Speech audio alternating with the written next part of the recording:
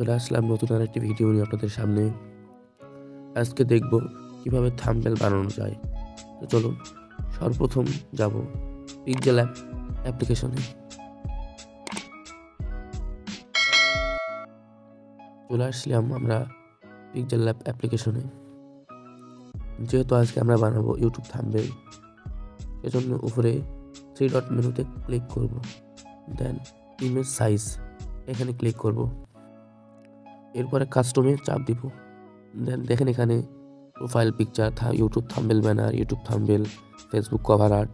তো আমাদের আজকে প্রয়োজন ইউটিউব থাম্বনেল। ওখানে চাপ দিলাম, দেখতে পাচ্ছেন ইউটিউব থাম্বনেলের সাইজ হচ্ছে 1280 প্লাস 720। দেন ওকে। এরপর আমাদের করতে হবে এই নিউ টেক্সটটা ডিলিট করতে হবে। দেন লেয়ারের উপর ক্লিক করলাম, দেন ডিলিট। এরপর একটা সুন্দর দেখে ব্যাকগ্রাউন্ড নিতে হবে। তো ব্যাকগ্রাউন্ড নিলাম,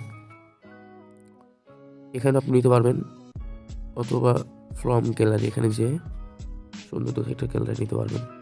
দেন উপরে গেলাম, যাওয়ার পরে ফটোস, এখানে যাওয়ার পর যেহেতু আমার ইসলামিক ফটো আগে থেকে ছিল, সেখানে অপশনে যাওয়ার পরে আমি এই ফটোটা চুজ করলাম, সাইজ মতো এটা নেবেন। দেন নিচে রাইট বাটন, দেন আমাদের কাজ এখানে শেষ। এরপর একটু ডার্ক মুড আনার জন্য মাঝখানে চাপ দিবেন। চাপ দেওয়ার পরে দেখবেন শেপ নামে একটা অপশন আছে, দেন ক্লিক করবেন। দেন এটা একটু বড় করে দিবেন, পুরা স্ক্রিন করে দিবেন, লেখাটা সুন্দর লাগে। দেন রাইট চিহ্ন, এখন আসবেন কালারে, এনেবল করবেন, তারপর কালো কালার দেবেন। দেন রাইট চিহ্ন, এরপর আসবেন অপরচুনিটি, এখানে চাপ দিবেন, দেওয়ার পরে আস্তে করে কমাই দিবেন, 40 বা 50-এর কাছে রাখবেন। দেন রাইট চিহ্ন। এরপর আমাদের কাজ হচ্ছে কিছু পিকচার অ্যাড করা। তো চলুন কীভাবে অ্যাড করতে হয়। উপরে প্লাস আইকনে চাপ দিবেন, দেওয়ার পর দেখবেন ফ্রম গ্যালারি নামে একটা অপশান আছে, সেখানে চাপ দিবেন। দেন চলে আসলো আমাদের গ্যালারিতে। দেন উপরে 3 ডট মেনুতে ক্লিক করবেন, এরপর আসবেন ফ্রম গ্যালারি, মানে ফটোসে, অনেকের ফ্রম গ্যালারি থাকতে পারে। ফটোসে আসলাম, আসার পরে কিছু ছবি আমরা অ্যাড করবো। দেন ওকে, এটা একটু টান দিয়ে টেনে ছোটো করে দেবো। দেন আরও কিছু ছবি অ্যাড করতে হবে আমাদের। দেন গেলাম, টাচ দেবো, অ্যাড করবো, আবার এটা ছোটো করলাম একটু। দেন আবার গেলাম, যাওয়ার পরে আবার ফোল্ডারে গেলাম, যাওয়ার পরে আরও কিছু পিকচার নিলাম। এইভাবে 2-3টা পিকচার নিয়ে আসবেন, ঠিক আছে। দেন আমি আরেকটা পিকচার নিব, দেন উপরে, দেন নিচে অপশনে যাওয়ার পরে হ্যাঁ, আমার কাজ শেষ। 2 বা 3 দিয়ে রাখবো, আশা করি বুঝতে পারছেন। দেওয়ার পরে সবগুলাতেই দিব এভাবে স্টক দেওয়ার পরে সাদা কালার দেওয়ার পরে 2 বা 3, দেন স্টক দেওয়ার পরে সাদা কালার দেওয়ার পরে 2 বা 3। দেন আমাদের কাজ শেষ। এখন এভাবে সাইজ মতো নিয়ে নেব, দেন এভাবে সাইজ মতো নিয়ে নেব, তাহলে আমাদের কাজ শেষ। এখন আমাদের আসল কাজ হচ্ছে টাইপোগ্রাফি করার, স্টাইলিস্ট ফন্ট দিয়ে থাম্বনেলের নামটা দেওয়া। তো আমরা উপরে ক্লিক করলাম, দেন টেক্সটে যাওয়ার পরে 2টা চাপ দেব, তাহলে এরকম একটু ইন্টারফেস আসবে। এখন আমাদের থাম্বনেল নেমটা কি দেবো সেটা দেখতে হবে, যেহেতু আমি ফন্ট দিয়ে বানাচ্ছিলাম, ফন্ট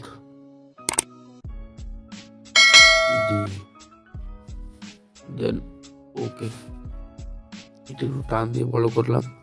দেন এই আইকনে গেলাম, যাওয়ার পরে আসবো ফন্ট অপশানে, ধরুন একটু লেখাটা এখানে স্টকে গেলাম, স্টকে যাওয়ার পরে ওকে, শ্যাডো দেবো একটু। হ্যাঁ, এরপর আসবো আমরা এই অপশনে, ফন্ট F-O-N-T ফন্ট অপশনে গেলাম। যাওয়ার পর একটা ফন্ট চুজ করবো আমরা। আমার যেহেতু আগে থেকে অনেক ফন্ট অ্যাড ছিল, আমি সেই জন্য FN মাহবুব ফারি ফন্টটা চুজ করলাম। দেন ওকে, দেখতে পাচ্ছেন অনেক সুন্দর লাগতেছে এখন। দেন এটাই কপি করবো আবার, দেন কপি। এরপর আসবো, লিখবো পরের কথাটা ফন্ট দিয়ে লিখবো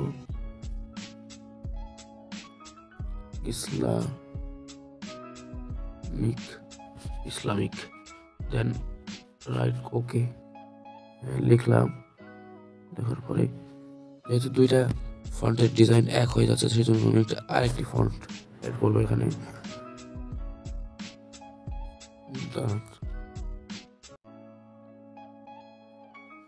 ফন্টটা খুঁজে বের করি, কারণ ফেন ইউনিকোড, এটা একটা প্রিমিয়াম ফন্ট, এটা ক্লিক করলাম।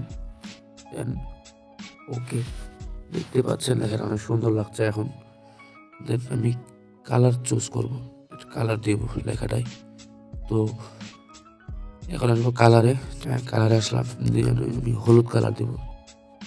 দেন ওকে, এরপরে আবার আপনাকে কপি করতে হবে। দেন নিচে আনার পরে দুইটা টাপ দেওয়ার পরে এখন লিখবো আমি টাইপোগ্রাফি। দেন ওকে, দেখতে পাচ্ছেন লেখাটা অনেক কত সুন্দর লাগতেছে। হ্যাঁ, সেভ করার জন্য আমরা যাবো উপরে সেভ আইকনে, সেভ করলাম। সেভ অ্যাজ প্রজেক্টে সেভ করলে আপনি এটার PLP পাবেন, আর সেভ অ্যান্ড ইমেজে সেভ করলে এটা পিকচারে কনভার্ট হবে। তো এরপর সেভ করার জন্য কাস্টমে চাপ দেবো, দেওয়ার পর আমরা করে দেবো ultra. Then save to gallery,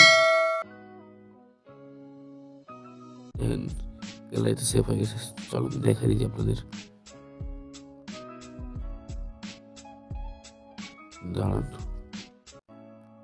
এই দেখেন, দেখতে পাচ্ছেন অনেক সুন্দর করে হয়ে গেছে আমাদের থাম্বনেলটা। তো এই ছিল আজকে টিউটোরিয়াল। যদি ভালো লাগে অবশ্যই সাবস্ক্রাইব করতে ভুলবেন না। আসসালামু আলাইকুম।